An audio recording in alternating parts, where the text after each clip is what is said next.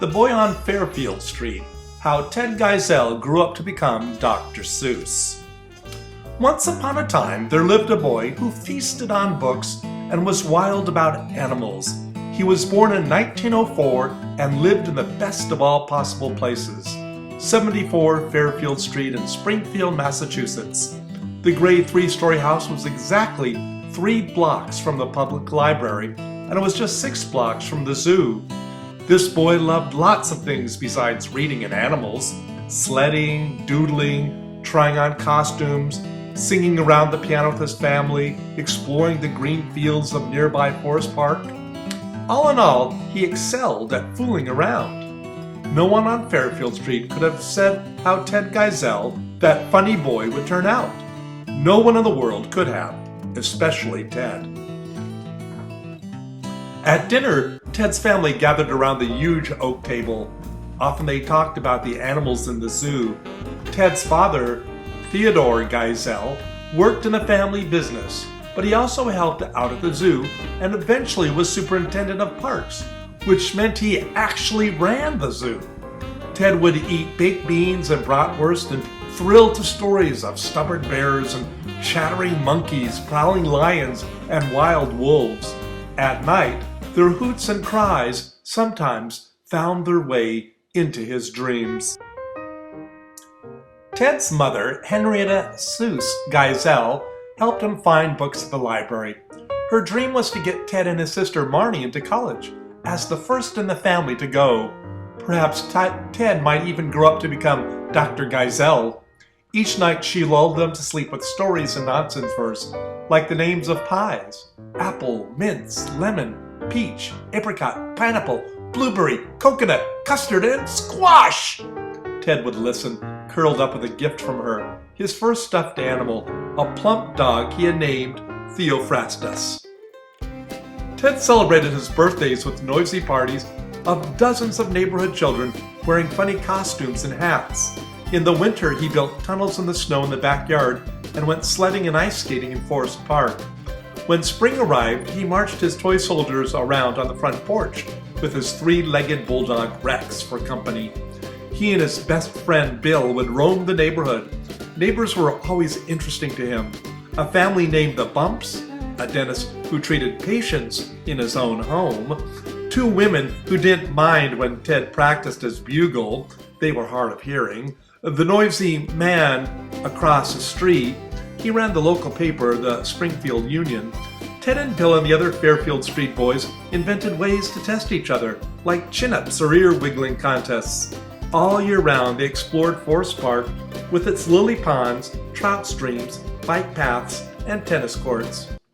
During summers at a beach cottage, Ted went fishing with his father, built sandcastles, learned to swim, dug in the sand for clams.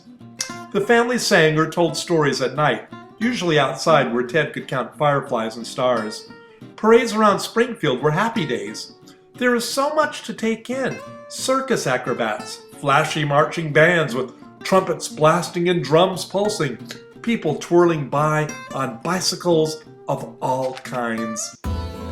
Ted did begin noticing ways he didn't really fit in around Springfield. He spoke German as well as English.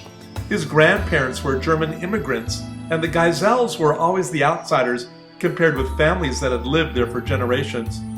Events in Europe were causing anger at German Americans here. Thoughtless children at school teased Ted for having a German name, singing German songs, eating German food, and whatever else they could think of, even having a dog with 3 legs. Sometimes they chased him or beat him up. It was on the playground that Ted developed his strong awareness of injustice. On top of all that, the Geisel family business was a brewery. Plenty of Springfield citizens frowned on people who drank beer. Nor did Ted always fit in at home. Both his parents were skilled at rifle shooting and won trophies for it. Every morning his father practiced shooting holes in paper targets for half an hour. He was always urging Ted to take up target shooting or some competitive sport. But Ted was bored by shooting, and he avoided athletics whenever he could. Gym teachers sighed at his lack of muscles. Certainly no one he knew seemed to like drawing as much as he did. Sometimes he even drew on his bedroom walls with his crayons. Everyone was horrified, except for his mother. He drew the animals he saw in his father's zoo. He drew imaginary creatures. He drew whatever popped into his head. Like his friends, he adored Crazy Cat and other comic strips. Ted would run up to the corner each night to greet his father, then grab the comic page from his father's newspaper. One day when Ted was 12 and was doodling as usual, he found himself sketching a funny little cartoon of a man reeling in a giant fish. His parents helped him enter the drawing in a contest run by the Springfield Union. Ted won first prize, but when he tried taking an art class in high school, the only one he ever took, his teacher scolded him for breaking rules. She thought he was fooling around. The day she warned him he would never be successful at art, he quit the class. Well, Ted did break rules. He was starting to notice when rules didn't make sense, and he already knew his art broke the rules. His biggest crime was exaggerating things. The creature he drew had ears 9 feet long. His horses had wings. His cows could fly as well. His animals looked like plants. His plants looked like animals. He just had this unusual way of looking at the world, and more often than not, this seemed like a bad thing to other people. Ted turned 13 in 1917, the year that the United States declared war on Germany and entered World War I. Luckily, no one could question his patriotism. He was a proud Boy Scout, selling United States Liberty bonds to support the war effort. Walking door to door around Springfield, he collected so much money that he became one of the top 10 bond-selling scouts in town. Now he was going to receive an award. Ted stood on a platform in front of City Hall, grinning at his family and the thousands of Springfieldians who turned out that sunny morning. Ex-President Theodore Roosevelt stirred up the crowd with a speech, then walked down the line of scouts, handing out medals and congratulating each one. Ted stood up straight, but when the former president came to him, Roosevelt blurted, "What's this little boy doing here?" It seemed Roosevelt had only 9 medals, and Ted was the 10th scout in line. No one knew what to do. After a painful silence, Ted was guided off stage. His usual instinct was to be awkward in public, and after that day, he tried to avoid being in public at all. Ted's parents soon learned he was never going to be studious like his sister Marnie. In class, he doodled instead of taking notes. Sometimes he skipped class altogether to go to the movies. Even his mother frowned at him, then warning that people who went to the movies in the daytime ended up as failures, not doctors. In high school, he played the banjo, wrote stories, and drew cartoons for the school paper and got classmates to laugh. They voted him class artist and class wit. Ted did have one teacher who encouraged him, his favorite English teacher. He urged Ted to apply to his old school, Dartmouth College, in nearby New Hampshire. Many around Springfield were astonished when Ted did make it to Dartmouth, fulfilling his mother's dream. In college, everyone also admired his talent for silliness. He was clearly gifted, though no one knew exactly what. It wasn't as if men could doodle for a living. His best times were writing verses and drawing for the Jack-O-Lantern, the college humor magazine. But after one too many parties with his fraternity brothers, the college forced him to resign as the Jack-O-Lantern's editor. Ted got around his punishment by writing for the magazine under another name.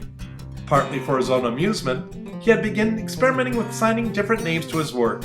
It was at Dartmouth that he started using Seuss, his mother's maiden name, and his own middle name. Classmates on their way to becoming doctors and lawyers and bankers voted Ted Geisel least likely to succeed. After college, he was plagued with more doubts than ever. He had no money, no job prospects. He did have a place to go. He could always move back into his parents' house in Springfield, but wouldn't this be a step backward? Was he forever to be the boy on Fairfield Street? Stalling for time, he applied for a prestigious grant to study English literature at Oxford University in England, and led his parents to believe he was getting it. Unfortunately, someone else got the grant. but Ted's father had already bragged to the editor at the Springfield Union, which published the big news. To save face, Ted's father came up with the money to send his son, the exaggerator, to Oxford anyway. Now, Ted was supposed to be doing serious work, studying early Anglo-Saxon poetry and the plays of William Shakespeare. Instead, he was off doodling and scrawling little poems as usual. Then one day, a classmate he had a crush on looked over his shoulder. She whispered for his ears alone, "That's a very good flying cow." Oddly enough, this one remark suddenly put the world into focus for Ted. This was him, a guy who loved to draw animals and loved to write verse. With more encouragement from his classmate, Ted decided to leave school. He moved back to Fairfield Street for the time being. All of his energy would now go into finding ways to make money doing what he loved, not what others might want him to do. Ted began flooding the mailrooms of New York magazines and newspapers with funny articles and animal drawings, hundreds of them, an entire zoo of crazy birds and beasts. Then one morning in July, the postman rang the bell at 74 Fairfield Street with an acceptance letter.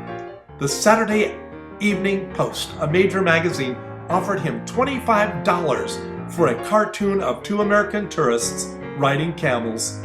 Ted let out a hoot and ran upstairs to tell his parents, with a little exaggeration, that the Post was going to publish all his drawings from now on. Instead, other magazines started wanting his drawings of creatures, and it all began to seem like a dream. Ted's response? He sent out more drawings than ever, fantastical beasts, imaginary settings. He took to signing his latest work, Dr. Theophratus Seuss, or just Dr. Seuss. The name tickled him. It had that doctor ring to it that he and his family liked so much. Plus, then he could save Ted Geisel, his real name, for the great works that he would dash off in some vague future. At first, people around the country who saw these new cartoons by Dr. Seuss wrote letters of complaint. A prisoner on death row wrote to say he didn't mind dying if Ted's work was the best publishers could do. But he also got fan mail. Some people seemed to really appreciate his work. In fact, one day he even received a request for his autograph from a 12-year-old boy. Ted glowed for days. This letter pleased him no end. Not so much the autograph part, it was that a young person had asked for it. Was it possible that his work could be good for children? The boys and girls now growing up on Fairfield Street? Now that sounded interesting. It meant he could share his own love of reading, animals, and justice. He could even promote fooling around. By the time August arrived, Ted was packing his suitcases. It was time to say farewell to his parents and take a train to the big city, New York, to find his own place to live. He found it, a tiny apartment in Greenwich Village, and that Monday, Ted Geisel got busy at his old wooden drawing board. He had his colored pencils, his paints, his typewriter, many erasers, and his furry stuffed dog, Theophrastus. He had all day to work and all night if he needed it. He was prepared to work hard. He was 22 years old, and his future looked bright. After he moved into his studio apartment in New York City, the center of the publishing world, he soon found steady work as a staff writer and artist for Judge, the world's wittiest weekly, as it called itself. To celebrate, he went out for a spaghetti dinner with a woman who had told him that it was a very good flying cow. Her name was Helen Palmer. Ted married her when he was 23, and she never stopped encouraging him. Ted moved on to advertising, drawing bizarre bugs for Flip, a popular insect repellent. This work left him with a lot of money and free time and more energy than ever. He wrote an alphabet book starring his word animals. Every publisher rejected it. A few years later, while coming back from Europe on a ship, Ted was distracted by the rhythm of the ship's engines. The rhythmical phrase, "And to think that I saw it on Mulberry Street," popped into his head. He remembered the street name from Springfield, and he used it to create a children's story that was rejected by 27 publishers. The 28th, where an old Dartmouth classmate worked, published it in 1937. Ted was 33. Back in Springfield, neighbors worried that this new book, and to think that I saw it on Mulberry Street by Dr. Seuss, was some kind of nosy account of real people and their medical problems. But Ted had taken his memories of parades around Springfield and constructed a fantasy about a boy whose imagination is too wild for adults. The book made little money, but the reviews were fantastic. Ted kept up his advertising work and continued trying out children's book ideas. One morning, he noticed a stranger wearing a pompous hat on the train from Springfield to New York. He began thinking of a story that involved 48 hats, adding more and more until he had the 500 hats of Bartholomew Cubbins.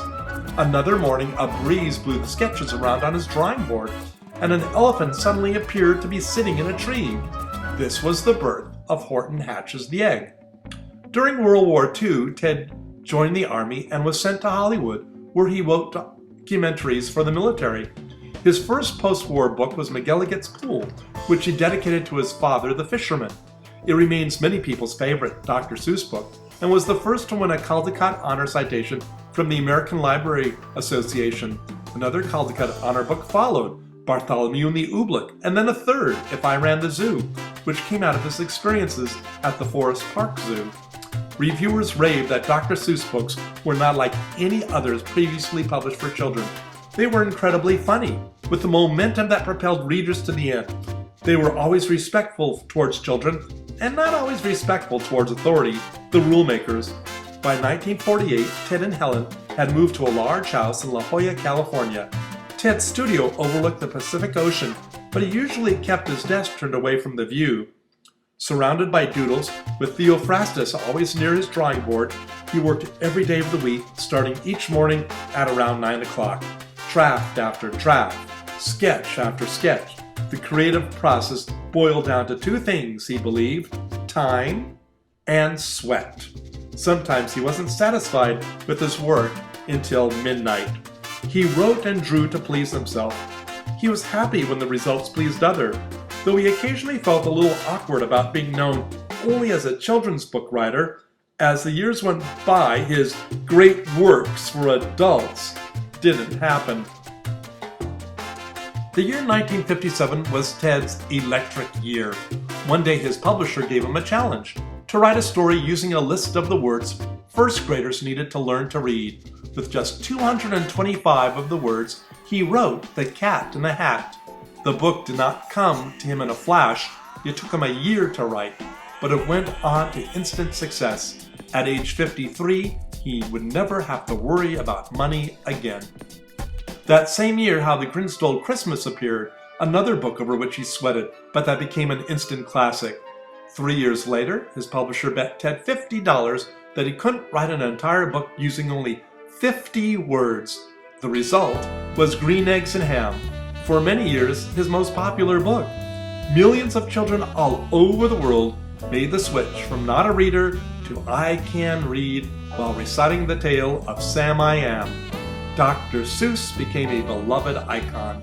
But Ted Geisel wasn't born Dr. Seuss. Instead, the birth of Dr. Seuss was a long process, not all of it comfortable, of searching for a focus. After he started beginner books with The Cat in the Hat, he invented another name, Theo Lacy.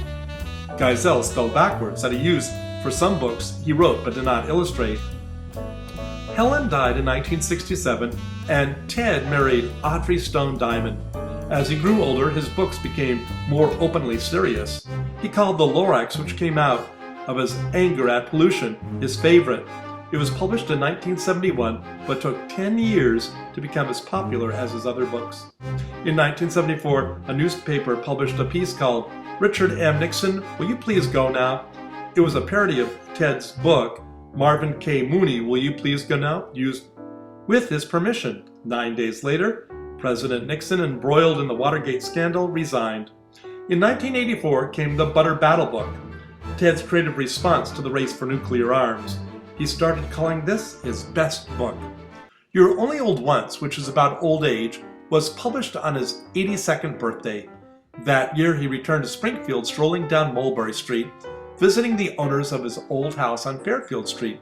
hundreds of children gathered to chant, "We love you, Dr. Seuss! We love you, Dr. Seuss!" Stage fright had remained a problem for him, and he avoided the spotlight whenever possible, but on this day he walked through the crowd, shaking hands, and he could be seen wiping away tears. In 1990, his fastest-selling book, Oh, the Places You'll Go, was published. It contained echoes of many of his previous books. He had been awarded a special Pulitzer Prize, plus honorary doctorates from 7 universities, including Dartmouth, his alma mater. His book sold hundreds of millions of copies, the best-selling children's books ever. He often credited life on Fairfield Street for all he had accomplished. He gave money away to libraries, art museums, scholarship funds, charities, and of course to zoos. On September 24th, 1991, when he died at age 87, many people felt as if they had lost a close personal friend. In Springfield today, you can visit the Dr. Seuss National Memorial Sculpture Garden, and wherever you live, you can read his books, all still in print.